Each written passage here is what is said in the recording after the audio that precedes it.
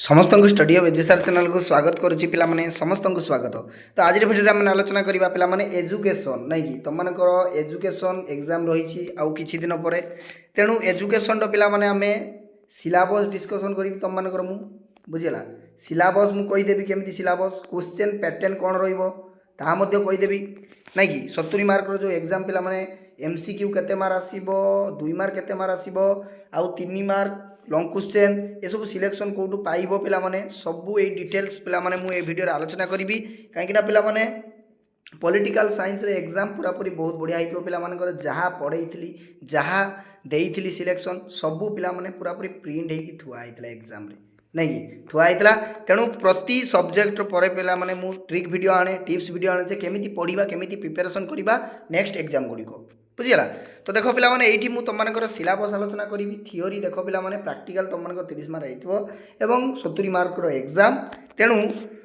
ता पूर्व पे चैनल को जब प्रथम थर आसुँच चैनल को ये सब्सक्राइब कर ऑल नोटिफिकेशन ऑन करने जमार भूलु ना आ फ्रेंड मानक निज निजर शेयर कर दियो पे आमर जो व्हाट्सएप ग्रुप पे जॉइन हो डिस्क्रिप्शन बॉक्स में मुझे लिंक प्रोवाइड कर देती जॉइन होती तुमको फ्री ऑफ कॉस्ट रे पीडीएफ गुड़िक मिल बुझेगा। सिलेक्शन प्रश्न मुझे अपलोड करी पे 2 मार्क 3 मार्क जमारू व्यस्त हो जहाँ देवी 100% पे पूरा पूरी थुआ हो एग्जाम रे जाइकी लेखिब खाली जाइकी लेखिब आउ कौन दरकार कह जाइकी खाली लेखिब मु ग्यारंटी दूसरी पे जाइकी खाली लेखिब मो सहित जोड़ी रह पे जी दिन एग्जाम रहा माराथन आलोचना करवा बुझीगला माराथन आलोचना करी पे एवं एमसीक्यू टेस्ट जहाँ आलोचना करी सब प्रश्न थुआ होता पे बुझीगला। तो मैंने ऑलरेडी पे प्रमाण पाई जाइथिबो आज पॉलिटिकल साइंस एग्जाम बुझेगा आगुरी एमएल ओडिया इंग्लिश प्रमाण पाई तो आउ से सब बेसी डिस्कसन करवा ना पे ये आम सिलेबस आड़ बुझा देख पे ये theory exam the unit 1 contribution of educators कौन रही देखा देख पे महात्मा गांधी विषय पढ़ पंडित गोपबंधु दास तापर श्री अरविंद तापर जिंग जाक पिला माने जो रूसो रही जॉन डुबे बुझीगला एति पढ़ यूनिट 1 रे। तापर यूनिट 2 रे देख पे लर्निंग मोटिवेशन नहीं कि लर्निंग मोटिवेशन कौन कौन पढ़ ना तार मीनिंग कौन नेचर जो स्कोप पिला माने and factors of learning theories रे लर्निंग पढ़ शिक्षा कौन तापर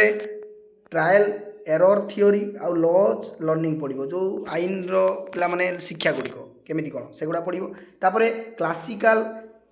कंडीशनरी थियोरी तापर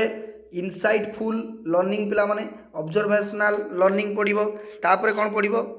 हाँ ऑब्जर्वेशन लर्निंग रे कौन कौन जीव ना लर्निंग एज कंस्ट्रक्शन जीव चित्रांकन जो नॉलेज मोटिवेशन लर्निंग मीनिंग तार टाइप प्रकार भेद टेक्निक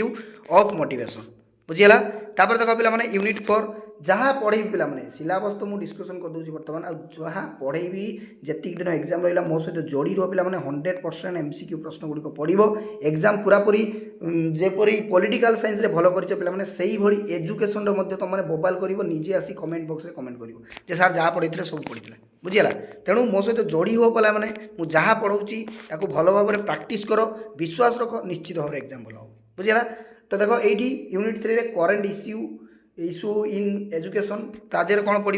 ना यूनिवर्सलाइजेशन पिला माने एलिमेंटारी एजुकेशन आउ कौन पढ़ ना चैप्टर 2 रे तुमने पढ़ education for national integration international understanding पढ़ environmental education value education human rights education पढ़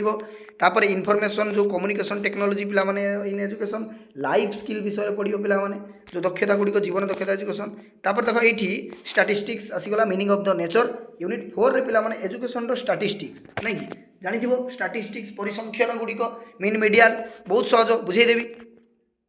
मीनिंग तार फ्रिक्वेन्सी गुड़ा डिस्ट्रीब्यूशन केमिति कौन होइछि बंटन केमिति कौन कराइछि तापर ग्राफिकल रिप्रेजेंटेशन पढ़ डाटा ग्राफिकल रिप्रेजेंटेशन आउ डाटा आउ हिस्टोग्राम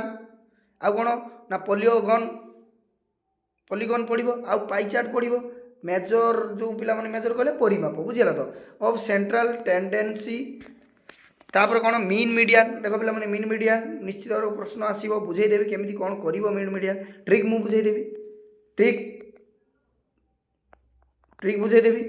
एवं टिप्स कहीदेवी आ कौन दरकार टिप्स एवं ट्रिक जब बुझीज निश्चित भाव पे कर नहीं कि तो ये देख मीनिंग तार कैलकुलेशन केमिति यूजेस केमिति कौन कैलकुलेशन करी बाहर कर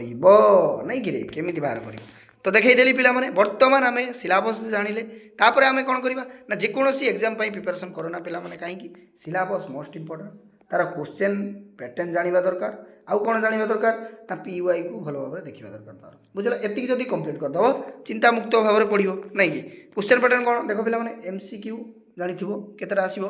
ना 20टी एमसीक्यू प्रश्न आसीबो नहीं कि 20 कौन आसीबो एमसीक्यू प्रश्न आसीबो